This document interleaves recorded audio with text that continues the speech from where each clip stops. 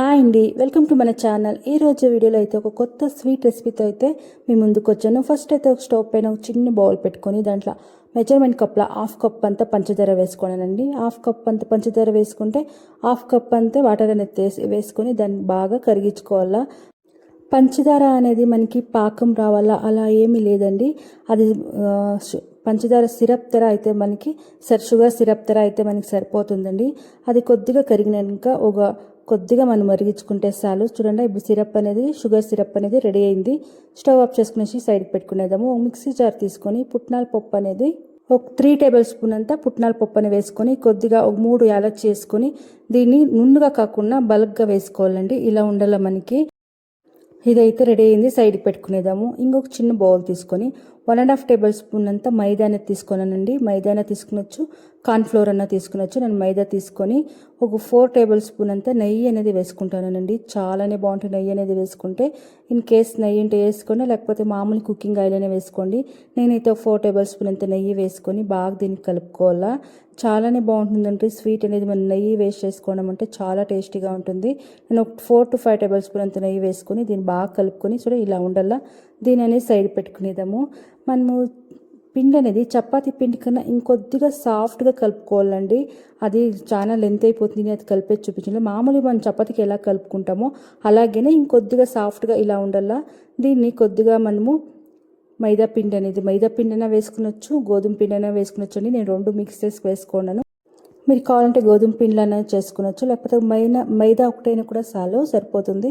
కానీ 2 వేసుకుని కూడా చాలా బాగుంటుంది. కొద్దిగా నేను పొడి పిండి అనేది వేసుకొని మనం చపాతీ ఎలా రుద్దుకుంటామో అలా రుద్దుకొని మనము నెయ్యి మళ్ళీ కొద్దిగా మైదా వేసుకొని కలుపుకుంటాం కదా, దాన్ని కొద్దిగా వేసుకొని క్లీన్గా అప్లై చేసుకోవాలా. ఇలా మనం అప్లై చేసేదాన్ని ఇంకా పొరలు చాలానే బాగా వస్తుందండి. కొద్దిగా నేను క్లీన్గా ఫుల్ అంతా స్ప్రెడ్ చేసుకున్నాను, ఈవెన్గా క్లీన్గా అంతా బాగా అప్లై చేసుకునేసి కొద్దిగా పొడి పిండి అనేది మైదా పిండి వేసుకొని చాకు ఇట్లా ఎత్తుకొని క్లీన్గా ఇట్లా కట్ చేసుకోవాలండి. ఇలా కట్ చేసుకొని మనము చేసేదాన్ని ఇంకా మనకి పరోటా అనేది నీట్గా పరోటా తెర లేయర్ తెర చాలా బాగా వస్తుంది స్వీట్ అనేది. ఒకసారి ఇలా ట్రై చేయండి, తినేదానికి కూడా చాలానే బాగుంటుంది.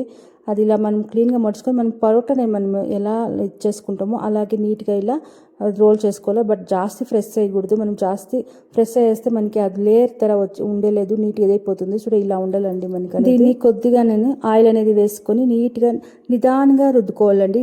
ఇప్పుడు మనము ఎలాంటి మనం చపాతీ రుద్దినట్లు రుద్దేస్తే మనకి లేయర్స్ అనేది వచ్చేది. నేను ఒక 2 టేబుల్ స్పూన్ అంత ఆయిల్ వేసుకొని మనం నిదానంగా అనేది అది జాస్తి ప్రెస్ చేయకుండా కొద్దిగా ప్రెస్ చేసుకుని రుద్దుకోవాలా. ఇలా రుద్దుకుంటే మనకి సేమ్ పరోటా ఎలా ఉంటుందో అలా వస్తుందండి. మనం ఫ్రెష్ చేసి రుద్దేసినాము అనుకోండి, మనకి చపాతీ తెర అయిపోతుంది. ఇలా కొద్దిగా మనం మామూలుగా ఫ్రెష్ చేసుకుని నిదానంగా ఇలా రుద్దుకుంటే ఇట్లా వస్తుందండి. చూడండి, ఇట్లా ఈ సైజు ఉంటే సరిపోతుంది. అలాగే ఇప్పుడు పొడిపిండి అప్పుడే పిండి వేసి రుద్ది చూపిస్తుంది కదండి. ఇప్పుడు ఆయిల్లో కూడా చూపిస్తాను. ఇన్ కేస్ మీకు పిండి వద్దు అంటే ఇట్లా ఆయిల్లో ఇట్లా 2 టేబుల్ స్పూన్ అంత ఆయిల్ వేసుకొని సేమ్ అదేలాగా మనం కొద్దిగా అది నెయ్యి వేసుకొని కలుపుకుంటాం కదండి. అది ఈవెన్గా క్లీన్గా స్ప్రెడ్ చేసుకునేసి మామూలు పొడిపిండి ఎలా ఉంటుందో అలా చల్లుకొని మనము పరోటాకి ఎలా ఉంటాం అప్పుడే ఎలా చూపిస్తుందో అలా అప్పుడే మనం పొడిపిండి వేసి రుద్దుతాం ఫస్ట్లో అయితే. ఇప్పుడైతే ఆయిల్ అయినంత మీకు ఆయిల్లో అయితే కానీ ఆయిల్ అనేది చేసుకోండి. ఇలాంటి మనం డీప్ ఫ్రై చేసినప్పుడు ఆయిల్ అనేది పాడైకుండా ఉంటుంది. మనం పిండి అనేది వేసుకుంటే కొద్దిగా బ్లాక్ తెర అయిపోతుంది, బట్ టేస్ట్ అంతా ఒకే తెర ఉంటుంది.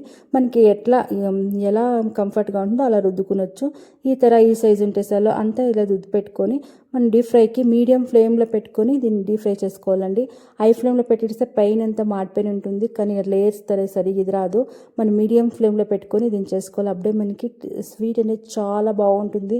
ఒకసారి ఇలా ట్రై చేయండి. మనకి దానికే సపరేట్గా మనం కలుపుకోవాలని ఏమీ లేదండి. మనం చపాతీకి పూరికి కలుపుకుంటాం కదా, దాంట్లో కూడా ఇలా చేసుకునొచ్చు. చూడండి ఎంత చాలా బాగుంటుందండి, పొరలుగా చాలా బాగుంటుంది.